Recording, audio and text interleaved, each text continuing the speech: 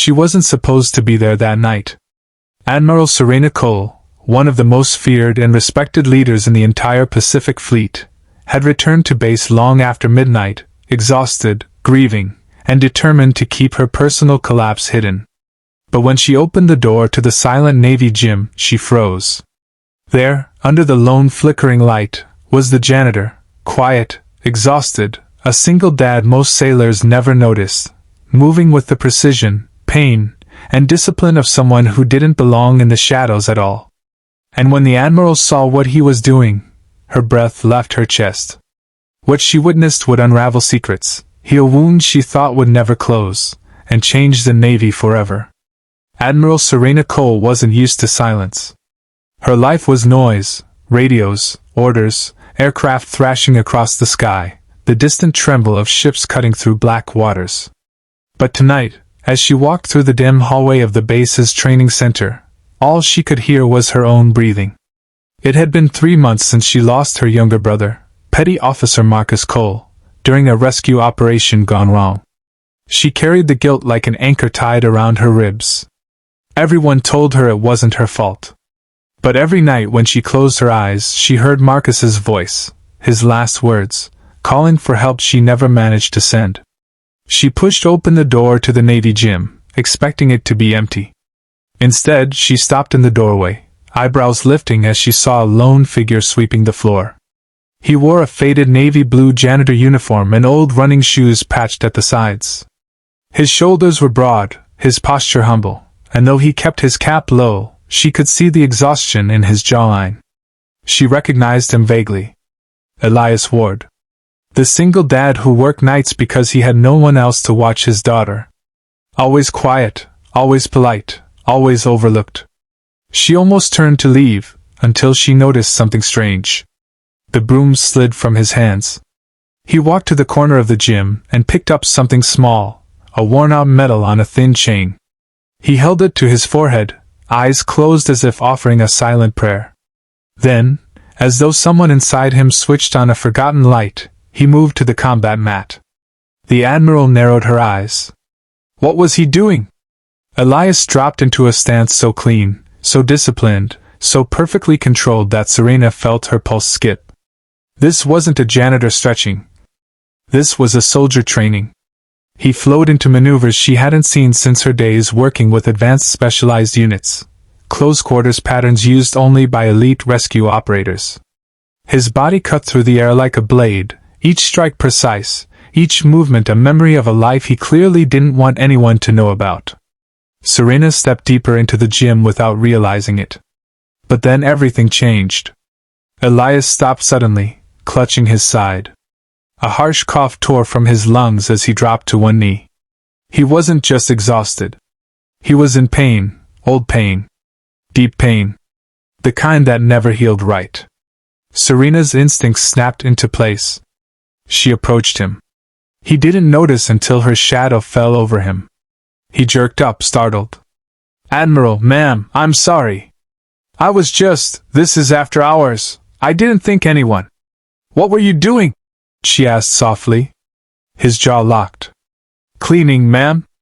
"No," she said. "Before that." He swallowed. His eyes darted to the medal in his hand. "Nothing important." But she knew a lie when she heard one. And he knew she knew. Behind him, the medal glinted beneath the gym lights. A Navy cross. A medal no janitor should casually possess. "What's your story, Ward?" she whispered. But the look in his eyes told her the truth. He wasn't hiding because he was ashamed. He was hiding to protect someone. And that someone had nothing to do with him. Elias didn't want to talk. Serena could see it in the way he shifted his weight, the way his fingers curled protectively around the medal, the way he avoided her eyes. She recognized that reaction, because she'd worn it herself for months.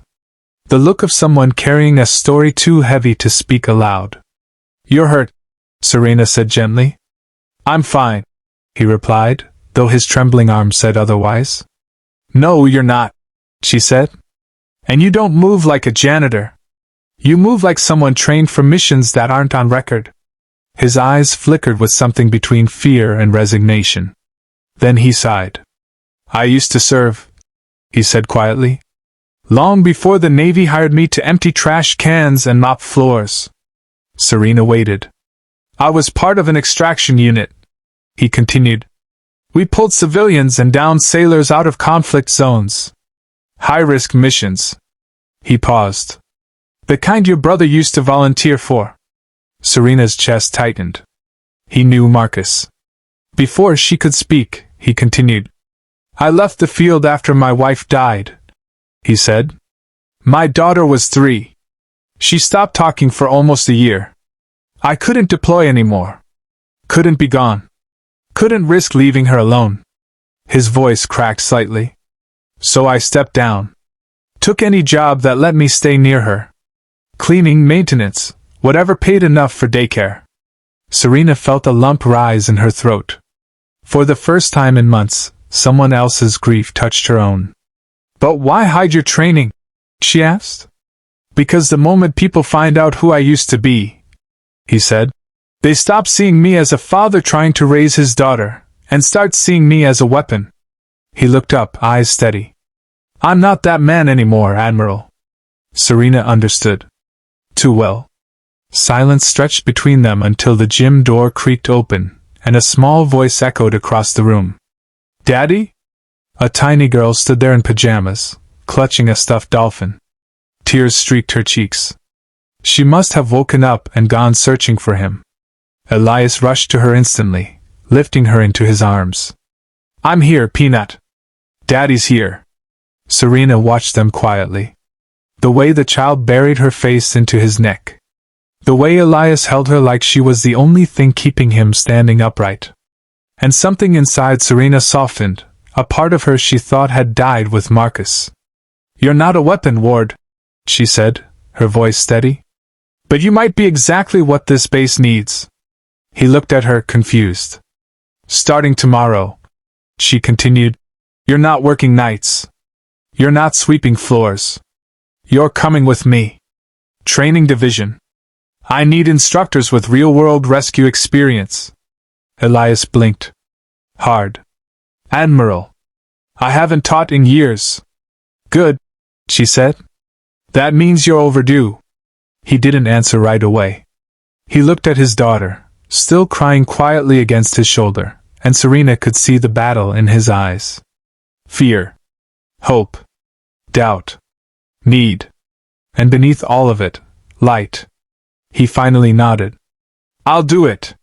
Serena felt something shift inside her, something she hadn't felt since before Marcus died. Purpose. Maybe healing didn't begin by fixing yourself. Maybe it began by helping someone else rise. Little did she know, the decision she made that night would change more than his life. It would save hers.